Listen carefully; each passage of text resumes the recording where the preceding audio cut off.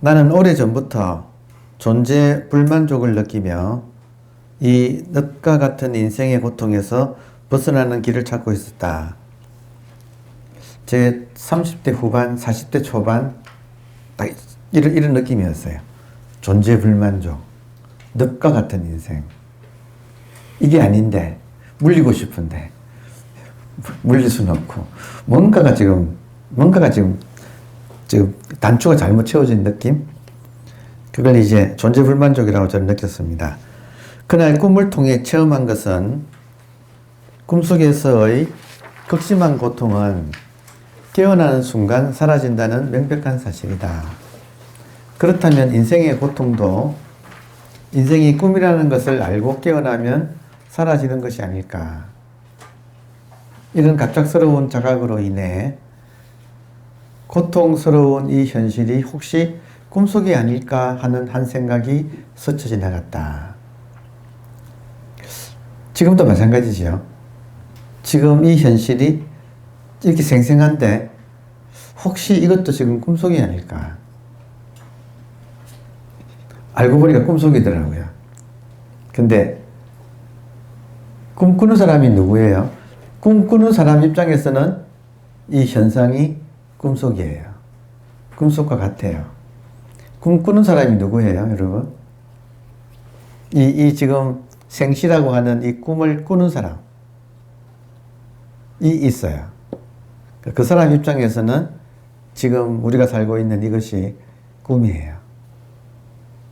근데 이제 문제가 그 사람이 이 꿈을, 생시라는 이 꿈을 꾸는 사람이 누구일까? 이거죠. 여러분, 화두 중에 유명한 화두 중에 하나가 석가와 미륵도 누구의 종이다. 그 누구가 누구일까? 이게 화두예요. 몽산법어라고 하는 책이 있는데 그 책에 이 화두가 아주 강조해서 나오거든요. 제가 경험했듯이 꿈속의 고통은 깨자마자 사라지니까 지금 이 생시의 고통도 이게 꿈이라는 것으로부터 우리가 이 꿈으로부터 깨어나면 사라진다. 고통이 사라진다. 고통의 소멸. 참 좋은 말 아닌가요?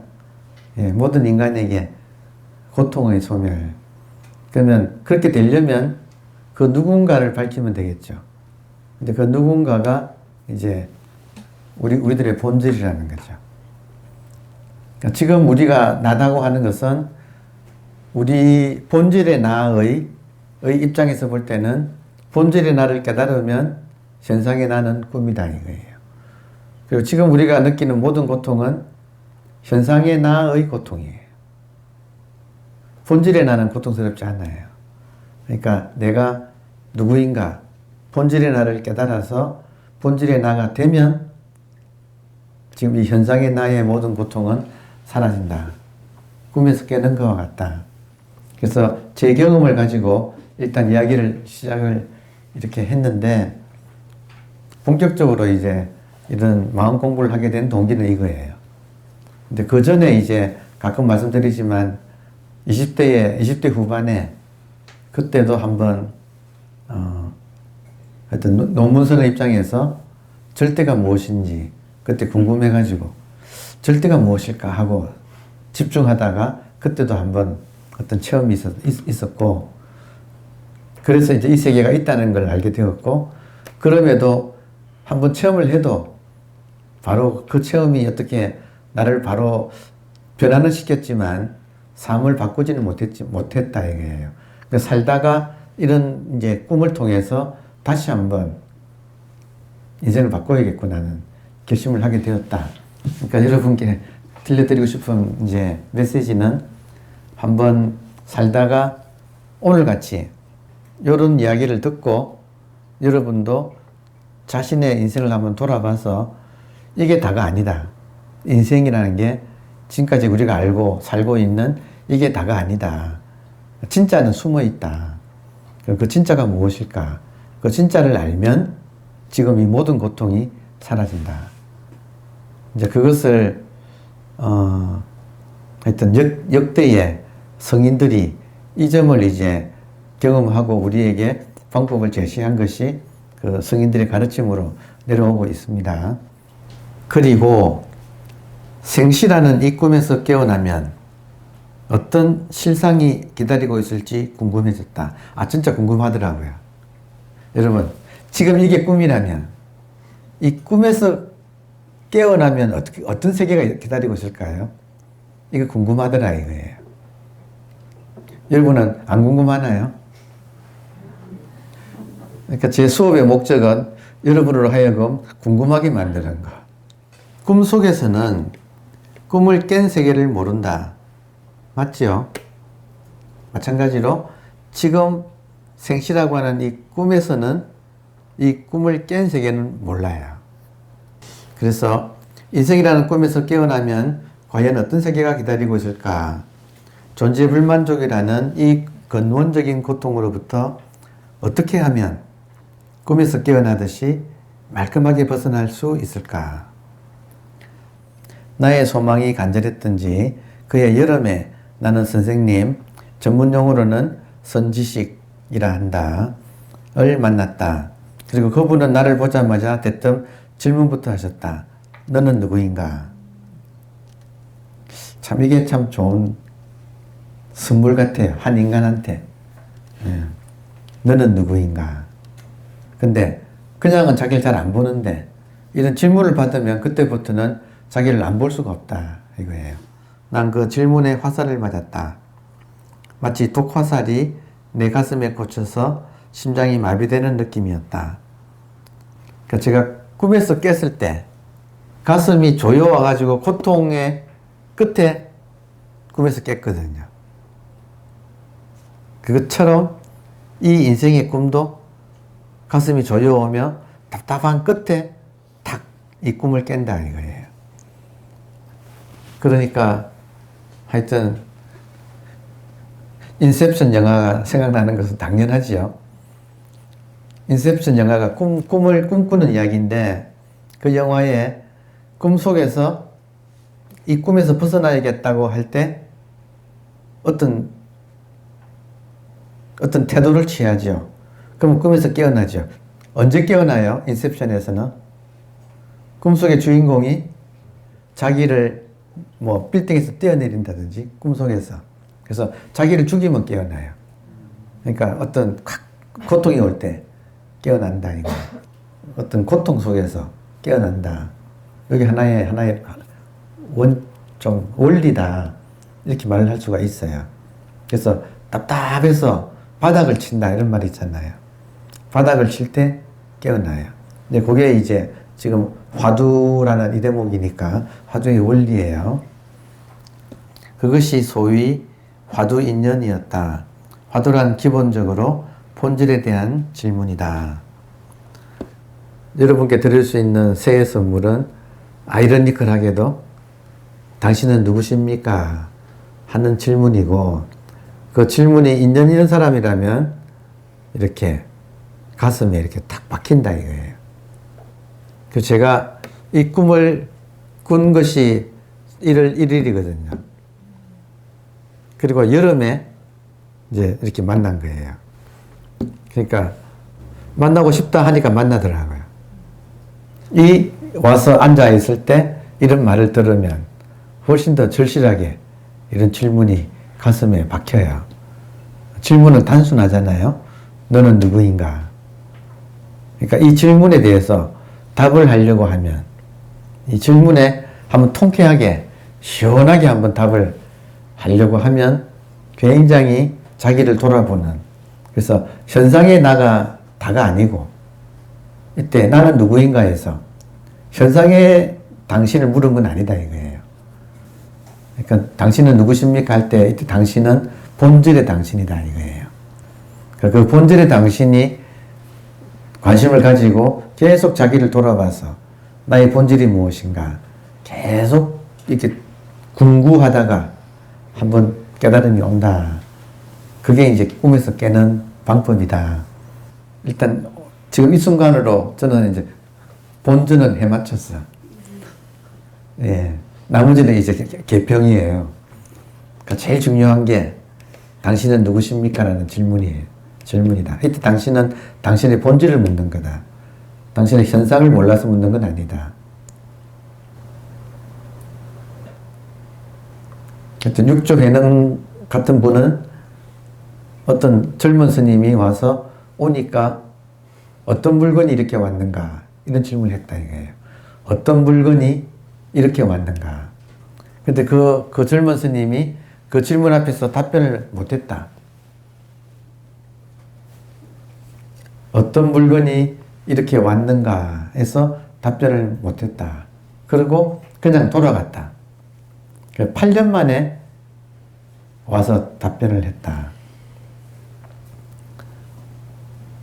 그분이 그 유명한 남학회양이라는 육조 스님의 제자 중에서 남학회양이고 남학회양의 제자가 마조도일이거든요. 마조. 신라에 구산선문이 있는데 신라에 그때 당나라로 유학을 가서 깨달음을 인가받고 깨달음을 신라 땅으로 당나라에서 깨달음을 신라 땅으로 이렇게 가져온 그래서 문을 연 구산선문이 있는데 그 중에 8개가 마조의 제자들이에요. 마조의 제자들에서 법을 다 이어받아 왔어요. 그러니까 지금 한국 불교는 구산선문을 통칭해서 조계종이라고 해요. 그분들의 법은 마조라고 하는 분의 깨달음을 이어받았는데 그 마조의 스승이 남학인데 남학이 어떻게 깨달았는가. 육조회능을 찾아갔더니 육조회능 스님이 첫 질문에 보자마자 어떤 물건이 이렇게 왔는가. 이 말은 그 당시에 이런 식으로 질문했지만 요즘 말로 하면 당신은 누구인가 하는 질문이죠. 거기에 대해서 답을 못했다 이거예요. 그래서 돌아가서 8년간 끙끙대고 답을 하려고 했다. 젊은 분들 입장에서는 이런 질문 처음 받아보는 거 아닌가 싶어요. 이런 이야기를 처음 들을 수도 있어요. 그러면 그런 젊은 분들은 지금 참 운이 좋다고 해야 되죠, 여러분. 그렇지 않나요? 그러면 이 질문을 당장 하라는 소리는 아니지만 살면서 본질이 무엇인가? 나의 본질이 무엇인가? 본질은 간단해요. 현상을 보는 것이 본질이에요. 그러니까 아주 간단해요. 현상은, 몸은 현상이에요. 지금 몸 보는 것이에요. 몸을 보는 것이, 현상을 보는 것이 본질이에요. 자, 꿈속에 나가 나타나지요, 꿈 안에. 꿈속에 나가 나타나지요. 그리고 상대방이나 환경이 다 나타나잖아요. 자, 그러면 보세요. 꿈속에도 나가 있고 환경이 있어요. 자, 그런데 꿈을 깨고 나면 그 나와 환경은, 꿈속의 나와 환경은 사라지죠. 맞나요? 그런데 꿈을 깨고 나도 꿈속의 나는 사라지지만 꿈을 깨고 나면 꿈꾼 사람 입장에서는 그 꿈을 기억을 해요, 안 해요? 기억하지요. 기억한다는 건 무슨 말이에요? 꿈속의 광경을 꿈속에 나가 봤으면 그 나가 사라지니까 기억도 사라져야 되는데 그 꿈속을 보는 것은 꿈속의 나가 아니고 꿈꾸는 사람이다 이거예요. 이해되세요? 꿈꾸는 사람이 본질이고 꿈속의 나는 현상이에요. 그러면 현상은 사라져도 본질은 남는다 이거예요. 그럼 지금도 마찬가지예요. 지금도 이 몸하고 우리들의 몸하고 이 마음이라고 하는 생각, 감정 이런 것들은 전부 현상이에요. 근데 이 몸하고 생각, 감정을 우리가 볼 수 있잖아요. 보여지지요? 몸도 보여지고 생각도 지각이 되고 감정도 지각이 되잖아요. 그러면 그 지각하는 것은 이 몸뚱이가 아니다 이거예요. 몸뚱이를 통해서 지금 살고 있는 몸뚱이를 통해서 이 꿈 전체를 보고 있는 이 꿈꾸는 사람, 이 보고 있다 이거예요. 그게 누구냐 이거예요. 그래서 석가와 미륵조차도